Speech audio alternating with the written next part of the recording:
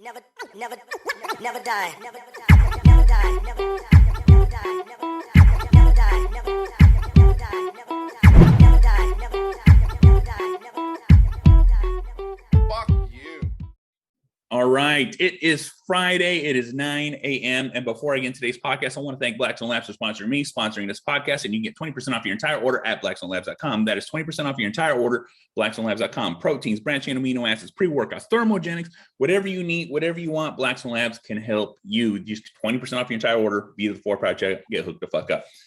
Thrive. Body Transformation by Jon Andersen. I'm going through the process right now. I went from 325 pounds to 300 pounds today. That is 1 month, huge transformation. Look, no cardio, never hungry, change your physique, change your body. At 39 years old, I am developing what I wanted. This is the physique I want to get. And guess what? I'm getting it through Jon Andersen as IFBB Pro Jon Andersen's Deep Water Motivation, Body Transformation, Thrive program. Link in the notes, mention Angry Dad, and he'll take care of you.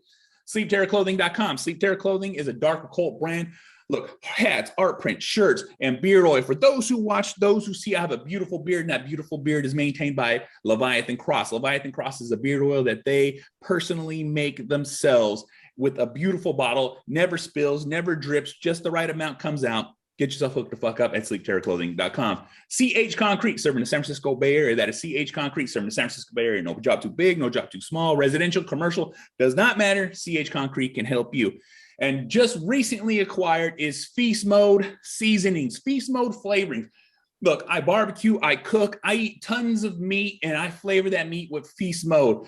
Asiago jalapeno is my favorite. That is the one to use. If you want to try something, you want to start, there's the point. And you get 10% off your entire order at feastmode.com.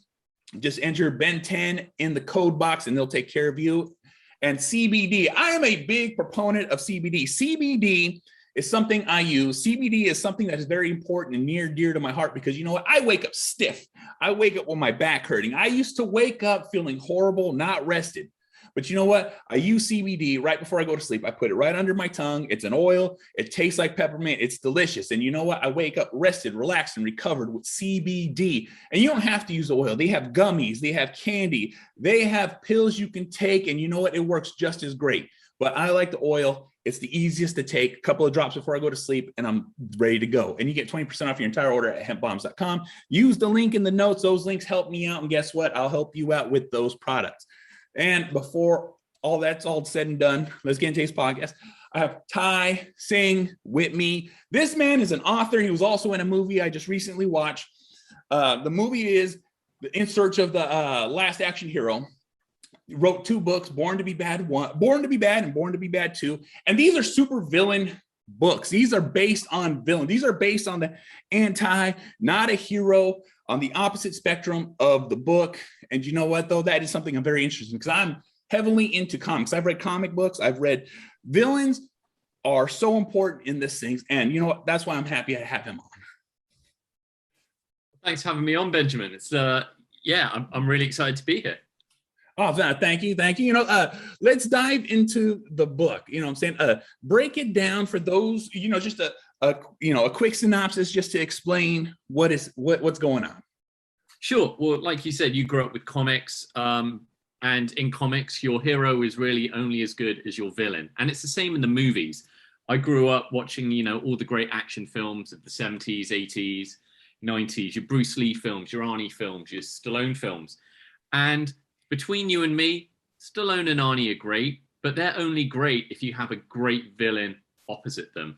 And we've all read interviews with Arnie and Stallone and Bruce Willis over the years. We know what they're like. But one day, I just thought there's never been a book talking to the actors that played all the bad guys in these films. And there's such a wide range of bad guys. You've got the big muscular bodybuilder types that, you know, the types that were working out with Arnie and Stallone in Gold's Gym at the time. You've got stuntmen and martial artists. And then you've also got the, you know, British stage thespians who are in films like Raiders of the Lost Ark or people like Alan Rickman.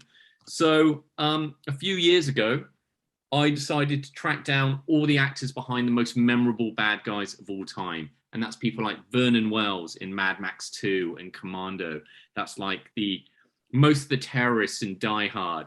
It's like Al Leon, who played every Asian henchman, everything from Lethal Weapon to Big Trouble in Little China. It's Sven Ole Olsen, who used to work out with Arnie and is in pretty much every Arnie film, from Conan the Barbarian to probably, I'm going to say, Eraser. He might still be, he's in other ones. And yeah, and the book did really well. And I wrote a follow-up where I interviewed more people, and there was people I couldn't get last time. So in the new one, I've got people like Robert Patrick, who played the T-1000.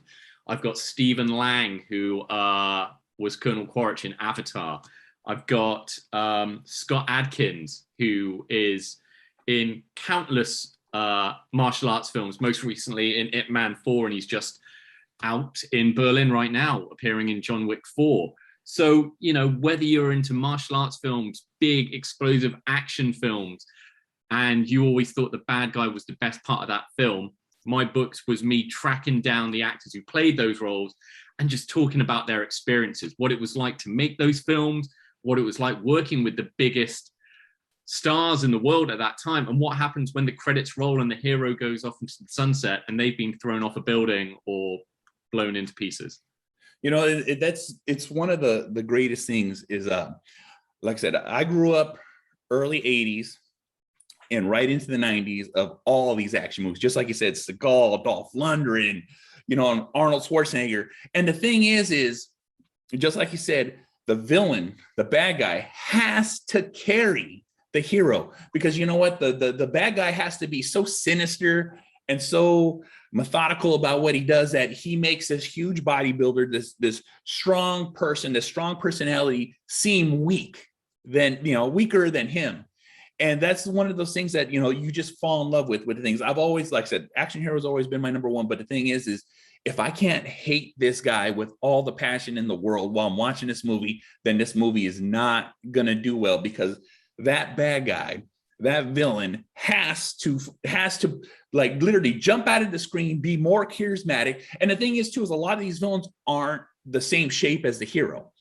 And that's the part that's so hard, because you have this huge muscular man, you have this dude that's bigger than life. Everybody knows he's a badass because they're going into this movie to see it. But then you have this small man who's smart, charismatic, and is pinpoint precision. Like, I know exactly what you're going to do. I know exactly what I'm going to do. And they lay it all out. So it just seems like they have this daunting task to defeat this person. You know what I'm saying? It's one of those things I love about these movies back in the day, because a lot of times people never, you know, they always put them off like, oh no, it's just an action movie. It's just like, no, there's an architectural storytelling here that's going to portray something that is just so stupendous. And it's like, it's such a fine line, because there's not a lot of great action movies, you know what I'm saying, that are still, are even being made now, because they don't have people that can portray those things.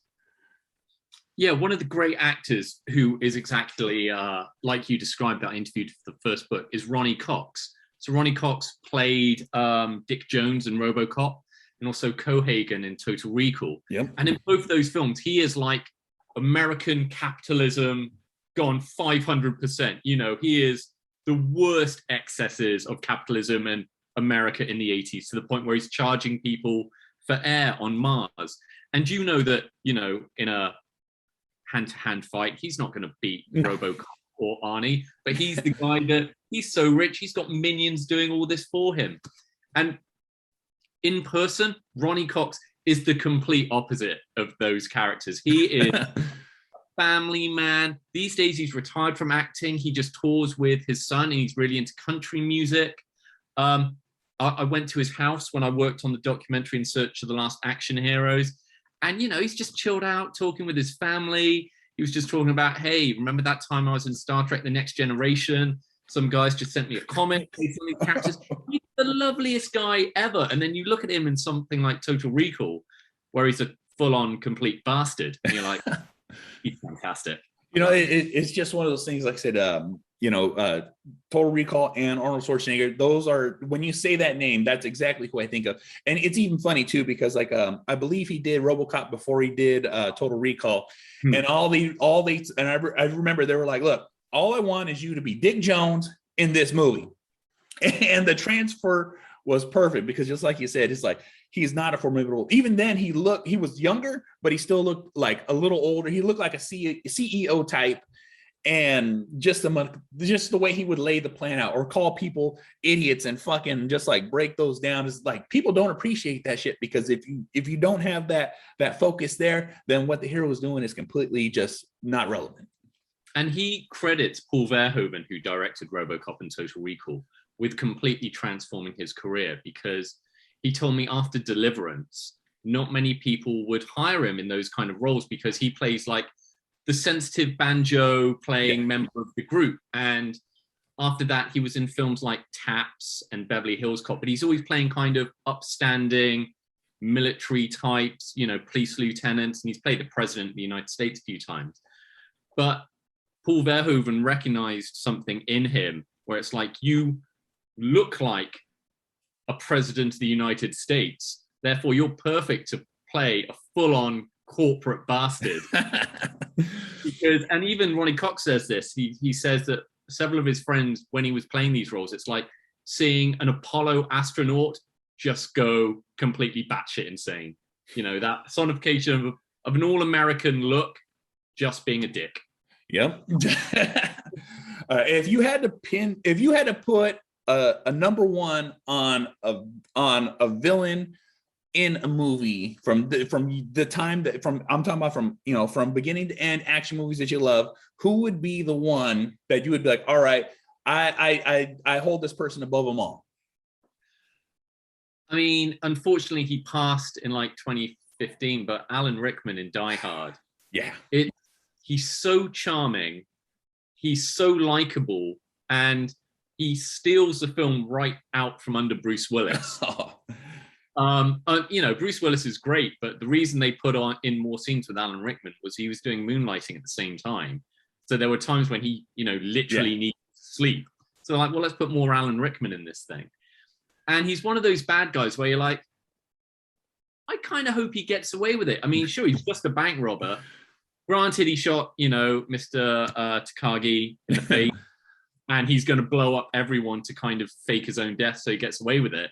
But you're kind of like, he's so calm, he's so measured, he just looks great in a suit. He's got the muscle surrounding him, so he doesn't really need to do anything. You know, like, each time you watch it, like, part of you, you know, a good 50% is thinking, maybe he gets away with it this time. Maybe Bruce Willis will cock up and fall down a lift shaft. But yeah, I think Alan Rickman is that perfect, like you said, a bad guy that's only as good as your hero.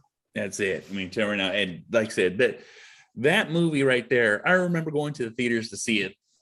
And, you know, I used to go to a drive-in. I had the pleasure, my mom worked at a drive-in. So on the weekends, you know, instead of hiring a babysitter at night, we'd watch a double feature and then go home.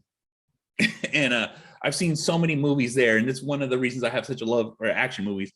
And Die Hard right there is, you know, this is going to be me saying it's a big controversy, everyone, but it is a Christmas movie, period. It takes place in Christmas. There's a Christmas party in it. So it is a Christmas. But him right there, when he was in that role, and then all of a sudden him and Bruce Willis tied together, and he's all, no, I'm Clay. I'm Clay. And then he fucking completely dropped the accent, had him fucking fooled. But Bruce Willis was like, something's still off. He had that cop assumption, which he was right, but at the same time, he really played the role, watched the thing, and just those little interactional scenes where he's like, he ain't got no shoes on. He's only got a couple of bullets. He's only got all the, you know what I'm saying? Like, what the, and then like, just to be able, you could see him literally deliberately dissecting what's going on before he tried to shoot him. And the amazing thing was that was Alan Rickman's first film role. He was just a British stage actor. Yeah. And talking to, in my book, I talked to a lot of the actors that played, you know, his band of terrorists. And they're like, he was just, you know, remarkably chill. He didn't like firing guns because he was kind of not used to doing that, being British. So in certain scenes, you can see him like blinking uncontrollably whenever pulling the trigger, because he's like, you know, I've never done this before and it's really fucking loud. And, you know, Alexander Godunov, who plays Carl, he's also passed. But I spoke to Andreas Winewski, who plays Tony, his brother. And he's also a henchman in the Bond film, The Living Daylights. But he said that Alan Rickman and Alexander Godunov, they would just sit around hanging out with everyone. Everyone would play chess. And, you know, they were a little, you know, terrorist band of brothers that just hang out on set because they were there for months doing that film. Yeah, no, that was a great film. I'm going to give you mine. I'm going to tell you who I hold above all, and I hold James Earl Jones from Conan the Barbarian. Conan the Barbarian. Strength, boy. That's his power. The power of flesh. Crucify him. Yeah. Let me tell you something right now. That movie changed my perception of action movies. It changed what, like I said, I seen that the first time I ever seen it was on TV. And then after, you know, I got copies of it and I watched every iteration of it, and deleted scenes, extended scenes. I've owned so many copies of Conan the Barbarian, and that movie has perpetually changed my life because of that. It made me become big. It made me become I'm 6'5", 300 pounds. But the thing is I've, you know, I started working out and training because of that movie, because of the hardship, and as I got older, that movie became more of not an action movie, but more of a love story between the passion of his life and what he's trying to live, and then finding love, and then love being taken from him. And then when that love was taken from him, then it's about vengeance. And when it became about vengeance, the 100% like, no, we're going to go save the woman. And then we're going to get, it's like, no, okay, but that's not what we're doing. I'm going to come in here. And False of Doom evolved to me after years and years of watching it, because you can see this person just working his magic, doing his craft, and like just the elegance and prestige that he presumed over everybody. And it just so drawed me more into him, because he almost looked like this creature that didn't belong in the world. It's the contacts. He's wearing purple contacts as well. So he looks like he is not, you know, of a race that exists these days. He is this otherworldly thing. And yeah, like you said, he's all cult of personality. It's like you can see why people might follow this very charismatic man. But that's another film. Sven Ole Thorsen, Arnie's old friend, he's there playing Thorgrim, the model to James Earl Jones's cerebral leader. The stories that apparently, you know, just them partying around Spain making that film. Exactly. It got, you know, R-rated. Oh yeah, easily. You know what I'm saying? I'm pretty sure it'd have been NC-17 if they didn't cut a lot of the shit they had out. You know what I'm saying? You know, just reading for some of the just the behind the scenes, when they painted themselves, they didn't realize they were going to get stuck in that paint forever. You know what I'm saying? And then what's her the leading lady, when she got her finger chopped off by the sword, that was an unforeseen event. But it's just like, oh, those are the things you watch. Like, this is why I love this movie. It's gritty. It's in your face, and it's like there's no holding back, and that's what I love so much about it, you know. Absolutely. I mean, the sequel's not as good, but Sarah Douglas and Grace Jones, you know, they elevate the material that they're given. Oh yeah, no, you know, like I said, I'm a fan of both movies, but the first one does stand above them all. And then you know, Red Sonja actually is is right there with me too, because Red Sonja, it was so campy, but it's just because to me it all ties together. You know what I'm saying? I don't know why well, I do know why, because, you know, the way Marvel sets it up, but they should have definitely left Conan be Conan in that Red Sonja, and then it tied together even more like that. Yeah, but that, and even Ernie Reyes Jr. in it, well, I was like, yep, all right, I'm definitely in. Absolutely. And actually, in my new book, I interviewed Ralph Moeller, the German actor who's been Arnie's long friend, and he played Conan in the TV series. Oh yeah. And he shared some photos of me when Arnie came to visit him on set. So that Ralph as Conan stood next to Arnie, who's like going, you know, I'd hold the sword like this, and you know, it's hilarious. I was literally just rewatching the series right now. All right, awesome. Yeah. Oh yeah. And you know, that's one of those. He's one of those characters that always played bad guys in movies, and man, he always had that low brow stare where it just made you feel fear, like, oh shit, it's about to get crazy. And he's a big dude too. He's still big. I mean, if you follow him on Instagram, he's a beast. And you know, if you've seen him in films like Best of the Best 2 or Pathfinder or Gladiator, he's been perpetually a unit. Oh yeah, no, he's definitely getting it. You know what I'm saying? Best of the Best is one of my favorite favorite movies. I think he was in Best of the Best 3. I think it was 2 where he Was it plays. 2? Is it Yeah. Newton's Gladiator? Yeah. Yeah, I think it's the second one where Sean Penn. Oh yeah. Chris Penn. Is it Chris Penn? Yeah, Chris Penn. And Sean dies Penn's brother. Yeah. 10, 15 minutes. Yeah, I think it's the second one. Okay, yeah, I always get those mixed because like Best of the Best 3 had a huge movie release. I never understood why, but yeah, those are just some of the movies I love watching. You know what I'm saying? And just like you said, like when you have a villain that can just dominate just overtake the scene, and it's their job. You know, I don't know if you watch professional wrestling, but you have baby faces and you have heels. Heels have to make the baby face look good, but at the same time they have to get what they call heat, and heat is the hatred for you. And then once you get that hatred, then you literally want the other person to win regardless. You know what I'm saying? And when an actor can portray a villain like that, and he's like, oh my God, I can't wait for this guy to die, that's when you know this movie's about to be fire. Yeah, I totally agree.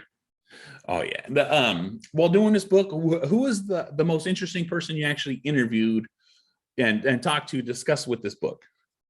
With the first one.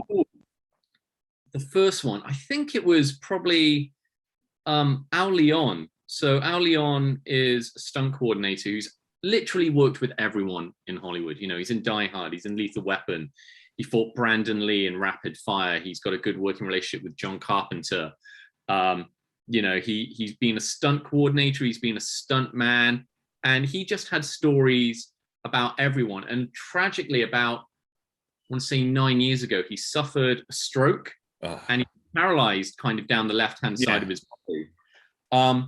But he's still so talkative and just has all these great stories. He'll sometimes, his memory's not what it used to be, but once he kind of remembers, he's like, let me just tell you what it was like, you know, fighting Brandon Lee and hanging out with Brandon. And he's also one of those actors, because he's been around so long, he does not care who he shit talks. And that's the great thing about interviewing so many of these actors, because they're not A-listers and they don't have their publicist next to them. They're like, oh, working with so-and-so was great, but let me tell you who was a complete dick. It was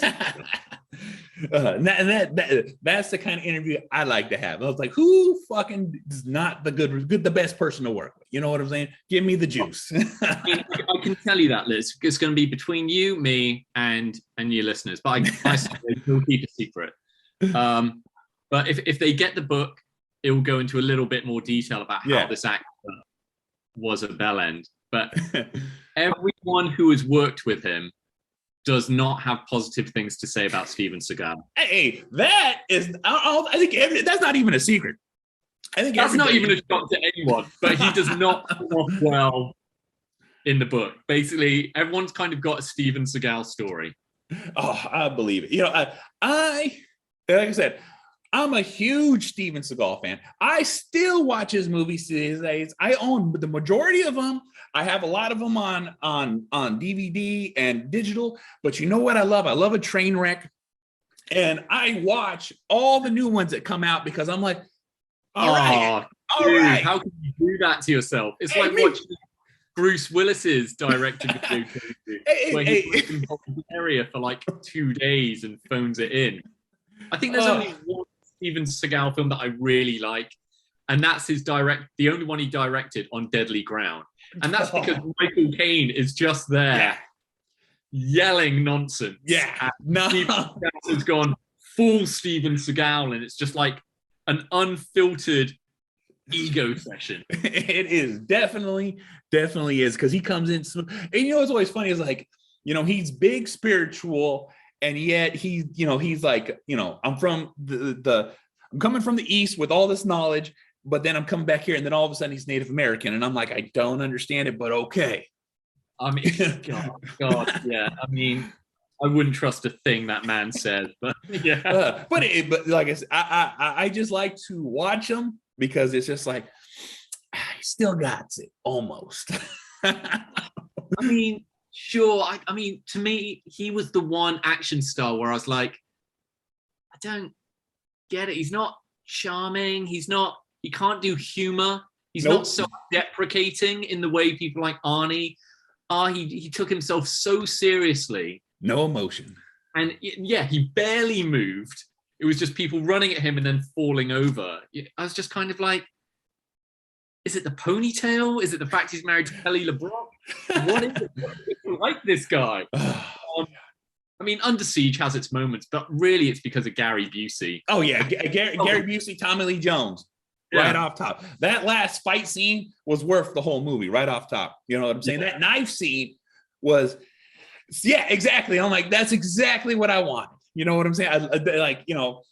The way I describe action movies is, I know it's not real. I know I go with 100% a clean slate on every action movie, because the way I want to see it is it is what it is. It's I know bullets are never going to run out. I know there's going to be blood everywhere. Everyone's going to be shot, and the hero's going to live. I already know the whole storyline, but it's like, how impossible are they going to make it feel? And I'm like, yes. Yeah. Like I said, I'm trying to pull out of my wheelhouse here of action movies that I just recently watched. Have you seen any of the anything new from the 2000s that draw your eye to villains? Yeah, I mean, I think it's weird. People do have this nostalgia for 80s action films, and I totally get it because I grew up with them. Yeah.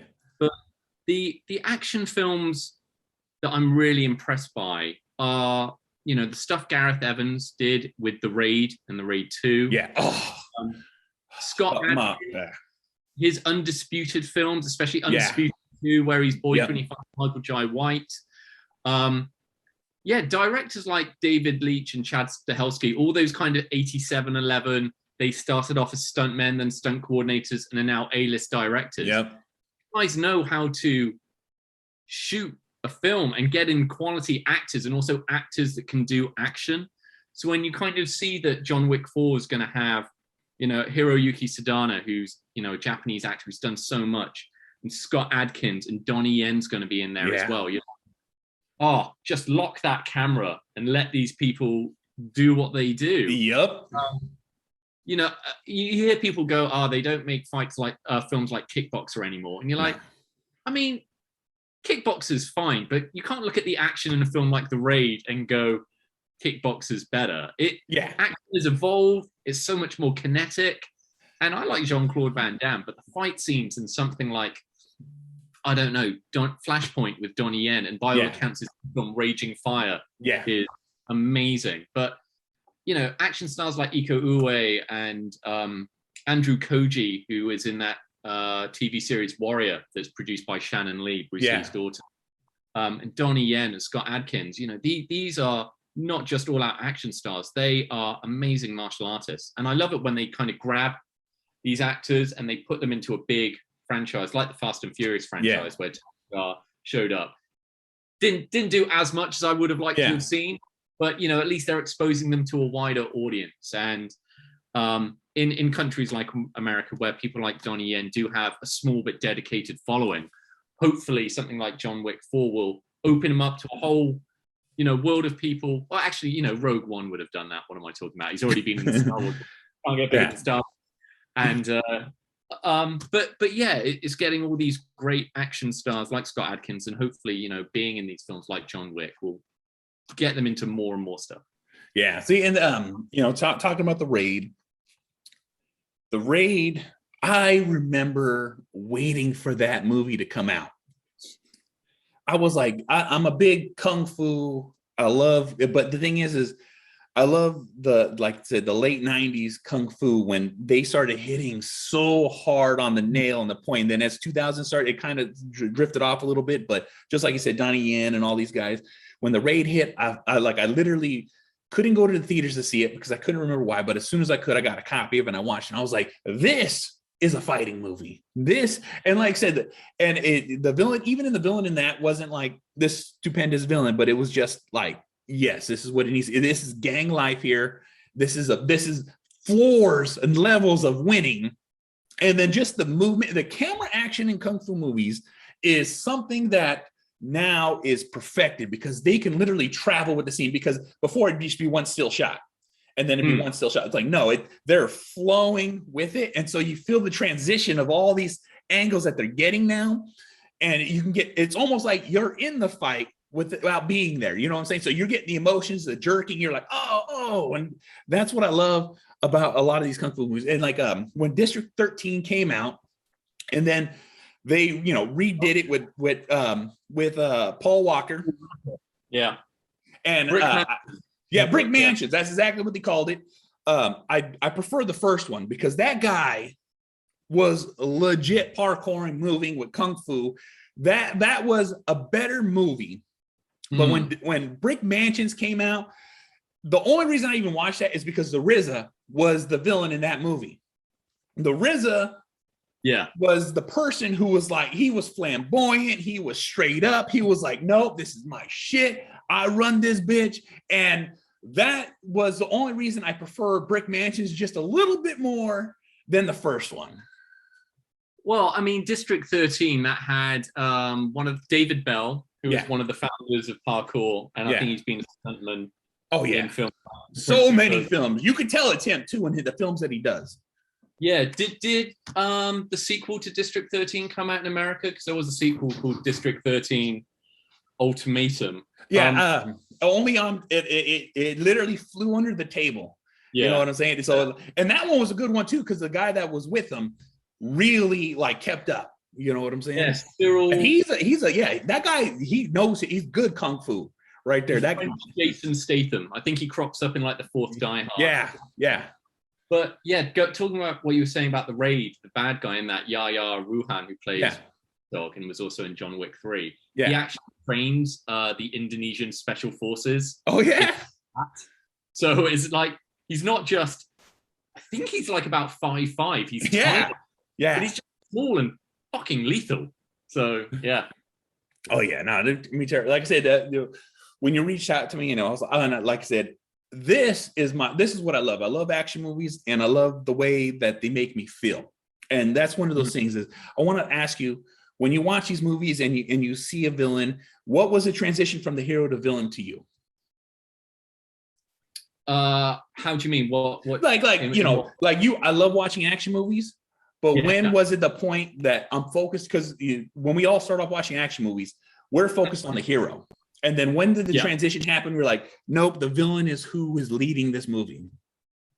Oh, I mean, apart from Die Hard, I do remember as a kid watching Commando for the first time and seeing Vernon Wells as Bennett.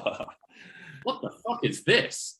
And he was so crazy. He was so out there that you were kind of constantly waiting for the next scene with Bennett, because you're like, that guy is fucking crazy. I don't know what his deal is. Is he in love with Arnie? If so, that's something I haven't seen before, and I'm all on board for that. It's like, what's with the chainmail vest? What's with the porn star mustache? Why does he look slightly out of shape? And when I met Vernon Wells and I interviewed him for my book and also the documentary In Search of the Last Action Heroes, I got to like just ask him all these questions. And it was like, there was another actor who was cast as Bennett in Commando, and he was fired like in filming, because apparently Arnie felt that he wasn't physically intimidating enough. And after he had appeared in Mad Max 2, Vernon Wells' name was doing the rounds in Hollywood. So they called him out, but he hadn't been working out. So he had a little bit of a paunch, and he wasn't in shape, and all the costumes were meant for someone else. That's why it's all a little bit tight. But it worked out. So he's like, I tried to work out as much as I could in like 3 days before they started filming. But it's like, it wasn't me originally. This was all someone else's costume, and it was all designed for someone else. So that's why everything is a little bit tight around certain areas. Hey, now, like I said, I'm going to go a little off on Commando. Watching that movie, we had to get when I was a certain age, my mom would never let me watch certain things once she realized what I like to watch. And so Commando was one of those ones. And so me and my friends would get tapes, and someone would record it, and then we would watch it. And so when Commando came out, before it even hit home, before you could watch it on cable, we were watching it. And let me tell you something right now. That movie is what set my pace on like believability. You know what I'm saying? When Arnold was carrying a log on his shoulder like it wasn't nothing, holding the guy by his ankle, swinging from side to side. I'm like, no. Picked up a phone booth. All right. Picked up a phone booth. All right. And so then I'm like, this is taking me into that trail of like, all right, I like this outrageous shit. You know what I'm saying? It's like when people complain about the Fast and the Furious films being not realistic and like physics doesn't apply. It's like, look, if you don't have a problem with Commando and you're ranting about the Fast and Furious films, you need to kind of, you know, these films are on a certain level that you've got to enjoy them. Exactly. Like Arnie's guns will never run out of bullets, and Vin Diesel can somehow survive a 60-foot fall. You know what I'm saying? Cliff. Off a cliff. You just go with it. If you can't go with it, just missing out on a certain level of fun. And that's my biggest gripe with people nowadays. I was like, look, you have to let go of reality. Please understand, we are watching a movie, and you know this is what's gonna happen. Yeah, this is a film series that started off with them boosting DVD and VHS combos, and now they're saving the world from thermonuclear war. You're not on board with that, and if you are complaining about how this series should still be about drag racing, I can't help you. You either go with it or you I can't. Oh my God. All right.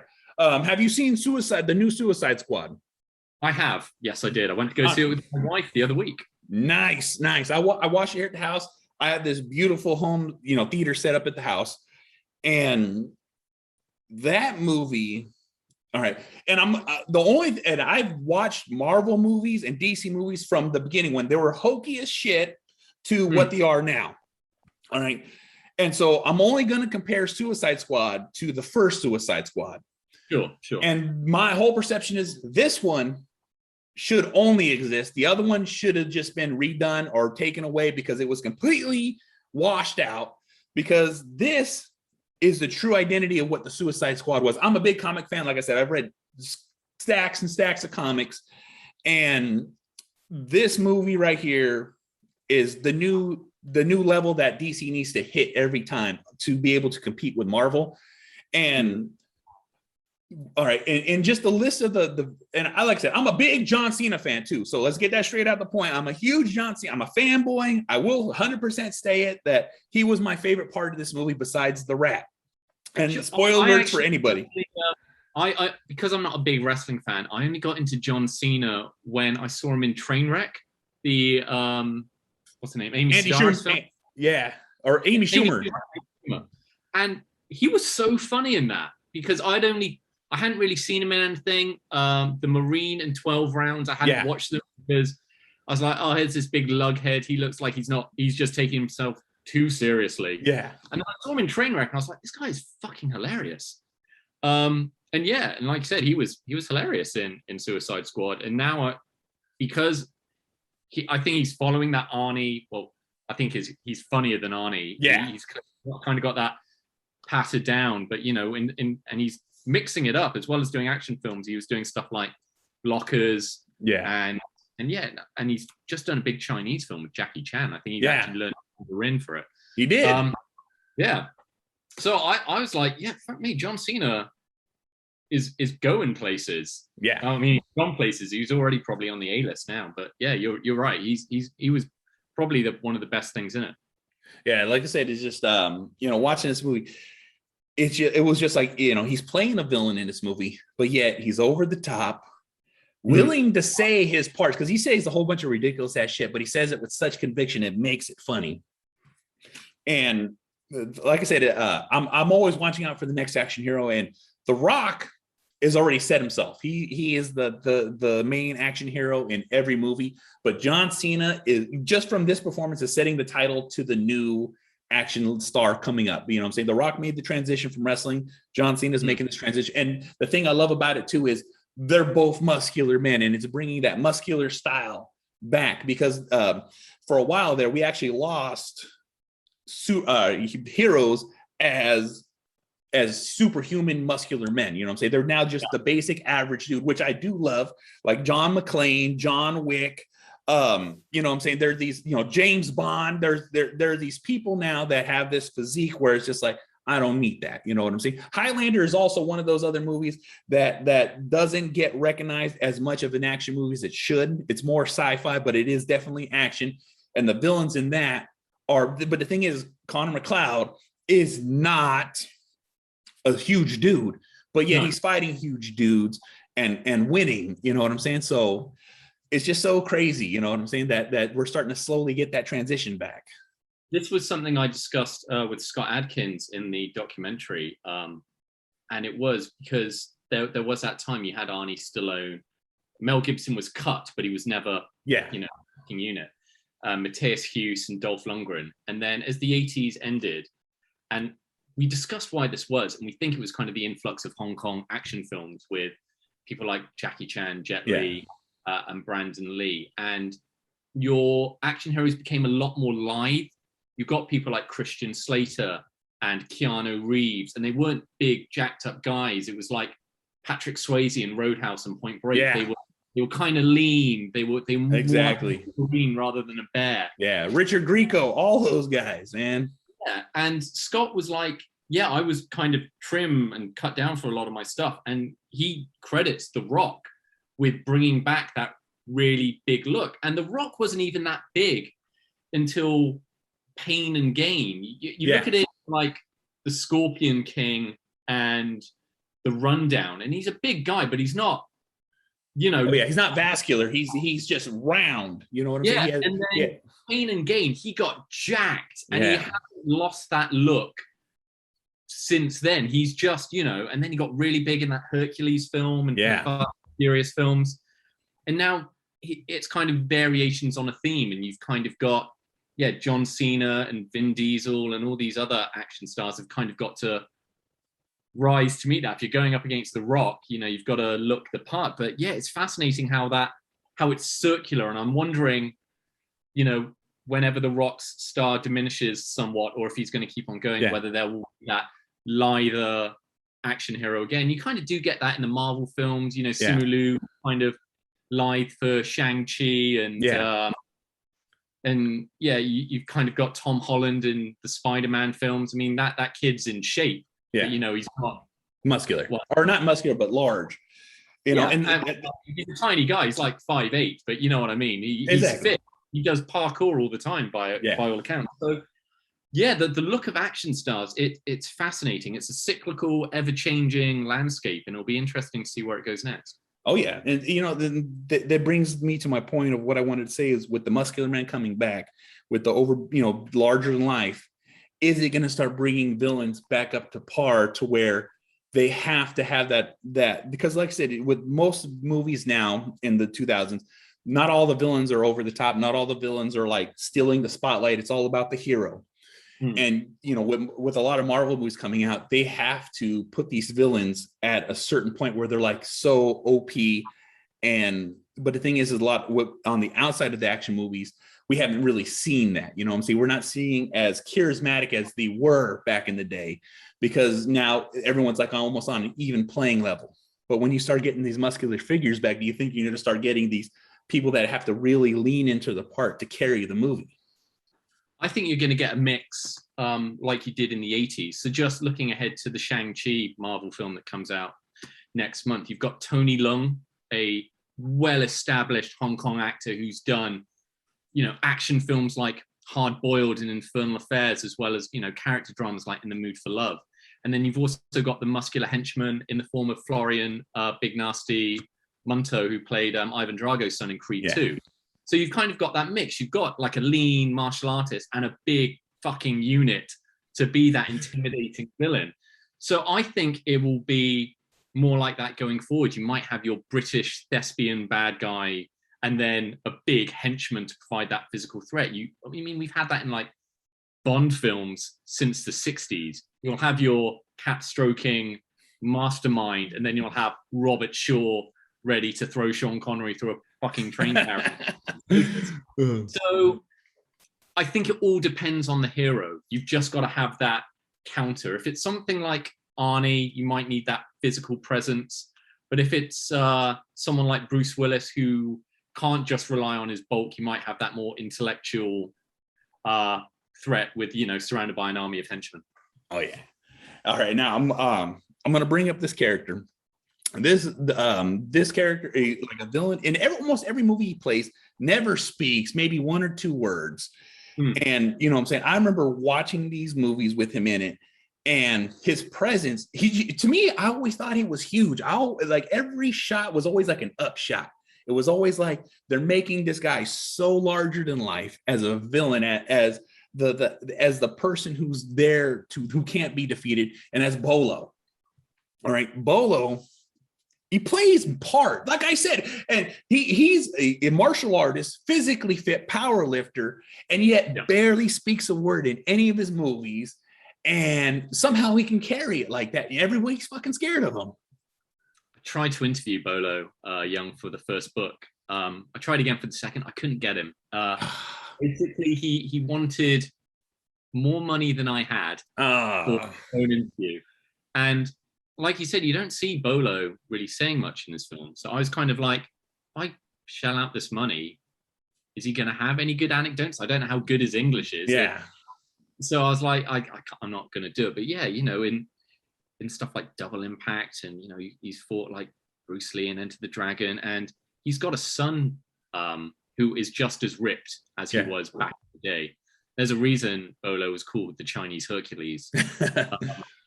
Yeah, he is, like you said, he's just all presence, and he was on like the shortlist when I started writing the books. Like, I've got to try and get Bolo Young.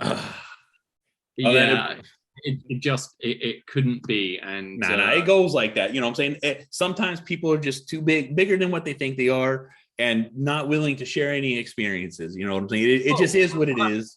I'm sure he thought he was completely justifying his fee, but for a writer who was writing his first book, I just made it happen. So I respect it. I'll tell you, man. You know what I'm saying? I'm having a great conversation with you. I absolutely love it. And, you know, it's not too often I get to talk action movies because the majority of my friends and my wife will just leave the room once I pop in a movie. She's like, all right, do you, I'm going to, you know, we'll figure something else out, because I'll plop down and get lost. Lucky for me, my wife is actually quite into action films. She is a massive Stallone fan. She loves she loves the Rocky films, and but she did do that. Actually, we were watching the last Rambo film, Rambo Last Blood, and it was so nihilistic, so dark. Yeah. I don't know if you've seen it, but there's this. Oh, no, I've seen it. Yeah, he's getting like his face is like cut open by gangs. And she was like, "That's it. I'm out. I can't watch this. She was like, this is not why I come to a Rambo film." She was like, "This is too much. This is just not nice." And she was like, "I'm just going to go upstairs." And I watched the end of the film, but I was like watching it going, this is, you know, I felt dirty watching it. Well, you know, it's meant to feel dirty, because like if you watch the progression of all these movies, you know what I'm saying, from when Rambo started to right now, it just progressively had to get to that level, because that's what draws the people in. But at the end of 4, you know, after he's wiped out the Burmese army, apparently, he goes home, and you're like, oh, we've come full circle. He's gone home. He's in his army fatigues. He'll go make his life. And at the end of Rambo 5, he's just, I think everyone he knows is now dead, and he's just sat on the porch. He might die. And you're like, well, that was awful for everyone. You know, at least in, you know, your nihilistic Taken films, he does save his daughter, but the girl he goes to Mexico to save dies anyway. And you're like, spoiler alert. No. sorry, everyone. All right. Last Blood.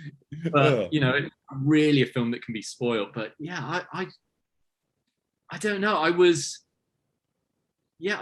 don't know what I really wanted from it, but I just know that it wasn't that level of despair.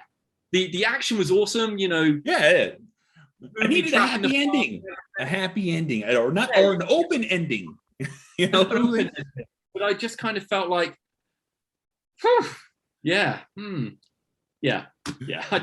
know. It goes like that, because like I said, a lot of these movies now have to compete with so much of, like, you know, Saw and all these like crazy horror movies that are so gory. And so it's almost like it's expected because we're all so desensitized from, you know, all the stuff that we're, shown all day long, you know what I'm saying? All the violence on the news, TV, all that stuff. It 100% desensitizes to be able to grab people now. You almost have to like, bam, shock them in the face to grab their attention. You know what I'm saying? At least at that moment in time when Rambo came out, it was like that. You know what I'm saying? There wasn't, you know, like all the like PG movies, I would say everything was like a hard R on almost every action movie that came out. Yeah, I do remember when I spoke to Mark Lester, the director of Commando, and he said he remembered a conversation, or he heard about a conversation between Arnie and Stallone, and I think it was like Stallone had Rambo 2 out, yeah, and Arnie had Commando out, and Stallone was kind of like, I'm gonna paste you at the box office. Paste you, I'm gonna crush Commando. And Arnie was kind of like, yeah, you probably will, but I think in the long run, Commando will have better legs because of the humor element. Yeah. I think that's kind of right. Rambo is definitely a product of its time. It's like peak Reaganism. It's kind of, this is payback for America's perceived failures in Vietnam. Whereas Commando is much more of a, I'm just going to gun down an entire army, one-liners, Yeah. and you can watch it more with a kind of, you know, a fun atmosphere. So yeah, I think if you do have that level of violence, you do need to offset it with those kind of Arnie zingers sometimes. Well, he does have that way with those one-liners. You know what I'm saying? Sylvester Stallone is so stoic in most of his movies where he doesn't need to speak. His emotions are really seen through his eyes. But Arnie, he can just like that cigar and then drop it on him. You know what I'm saying? I lied, and then dropped him right off in his head. You know what I'm saying? I think that's why the Stallone action films I like are the I really like. You know, Rocky is its own thing where he's vulnerable, he's heartfelt, you love him. But the Arnie, the Stallone action films are the ones where he's doing the zingers, your cliffhangers, your Demolition Mans, your Tango and Cashes. Yeah, it's bouncing off Kurt Russell. Yeah, I think those are the ones that are kind of, you go to those more often than you would a Rambo 3. Yeah. You know, I'm going to drop a Stallone movie, and I was a big fan of it. Everyone seemed to not be, but Stop or My Mom Will Shoot was just over the top hilarious to me. I could not get enough of his mom because like, what are you supposed to do? You know what I'm saying? And the rumor is Arnold tricked him into taking that movie because I think they offered it to him and he was like, no, give it to Stallone. Just tell him you're going to offer it to me. And then he took it. I mean, it's not a great film, but my wife is having a bit of a Golden Girls rewatch at the moment, and I'll come in every now and then during an episode. Stell Getty, man, fucking hilarious woman. Hilarious. She could nail a joke or a punchline, you know, like it's Arnie shooting a gun. She, boom, nails every scene. So, I mean, maybe there was part of it going, hey, with the Stell Getty here, how can we fail? But yes, it's not a good film. It's not a great one, but I always felt it was funny. Oh yeah, now there's so many action movies we can sit there and just break down. And I absolutely love it. You know what I'm saying? Like I said, I have a spot in my heart where I can literally melt in my couch and have a whole Saturday, Sunday of what do I want to remember? You know what I'm saying? Because every time I watch an action movie, it just takes me back to a moment in time in my life where I'm just in the front of my TV with a bowl of cereal, no one bothering me, and shit just exploding.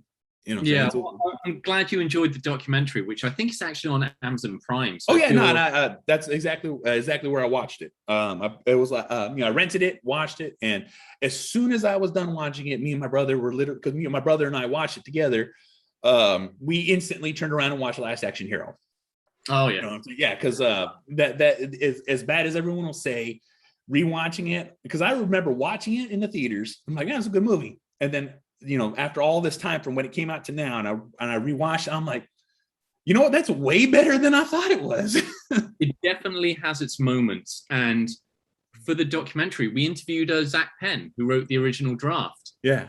And, you know, he was like, it was so weird. We wrote a script making fun of the 80s action film things. And then our script's getting rewritten by Shane Black, who's written lots of those 80s films, and it's getting directed by John McTiernan, so it's like the snake eating itself. It's like a weird experience. So yeah, that was, like I said, as soon as I watched it, it made me instantly turn around and be like, no, we're gonna rewatch this right now. Yeah. And had a good time watching it. Al Leong is killed by a flying ice cream cone. So yeah, come on. What did Arnold say? He was like, iced him. Iced him. Yeah, it was iced him. And that's one thing I loved about it too, because it pulled in all these thugs into the movie to be killed from all these old action movies, and it was just like, oh my god, like you know, gratuitous violence is what I love, and action movies give it to me. Absolutely. Well, I mean, yeah, I'm glad you liked the documentary, because me and the director Oliver Harper wanted to tell a story about, you know, how action films, you know, changed to the 50s, 60s, and 70s, the explosion of the action film in the 80s, and then it's kind of, some people might say decline, I say evolution into 90s and today. So yeah, if you're a big fan of 80s action films, check out In Search of the Last Action Heroes wherever you rent films, and I hope you enjoy or stream. Of course. That's it. Like you're going to Blockbuster these days. Yeah. Oh my god, I wish we had. There's only one left, and it's over there in Oregon. It's like, it's literally a state over, but it's like maybe a 13-hour drive from me. You know, before we get out of here, let everybody know where they can find you, and you know, and what, you know, plug your social medias, plug all that stuff, and you know, I'll put it all in the notes. So I'm on Twitter and Instagram at Timon Singh. If you're on Facebook, you can find more information about the book at Born to Be Bad book. You can buy Born to Be Bad in paperback, hardback, or on Kindle from your favorite tax dodging global empire, or you know what, order it through your local bookstore. Help out your local business, get it in through your local bookstore. But yeah, you can find out information on the website www.borntobebad.co.uk, and yeah, I hope you enjoy it. Oh yeah. If it helps, I'm going to say the foreword for the first book was written by Stephen E. D'Souza, who wrote Die Hard, The Running Man, and Commando. And for the second book, I got Graham Yost, who wrote Speed and Broken Arrow and Hard Rain, to write the foreword. So if anything, I got two legendary action screenwriters to pimp my book a bit. So, that's badass. Yeah. Well, I'm the Angry Motherfucking Dad. Thank you guys for watching. And guess the fuck what? You want to find me at Instagram, Twitter, Snapchat, Tumblr, Facebook, everywhere. You want to watch this? IGTV, YouTube. You want to listen to it? Spreaker, SoundCloud, Stitcher, Spotify, Google Play, Apple Podcasts, Podbean, SoundCloud, Deezer, iHeartRadio. This motherfucker's everywhere. You can easily fucking find it. Rate, review, like, subscribe, all that bullshit. It really helps me to fuck out. Also, too, I'm also part of the SIT Network. That's a slightly irregular podcast network, group of powerful podcasters out there sharing their shit. That is sitnet.us. Network SIP at Twitter, SIP Network on Instagram. Make sure you go check it the fuck out. It really helps us out. You can find all our podcasts, all our websites, all our platforms right there at sipnet.us. And I'll see y'all motherfuckers on the next one. Fuck. Never die. Always living. Always living. Always living.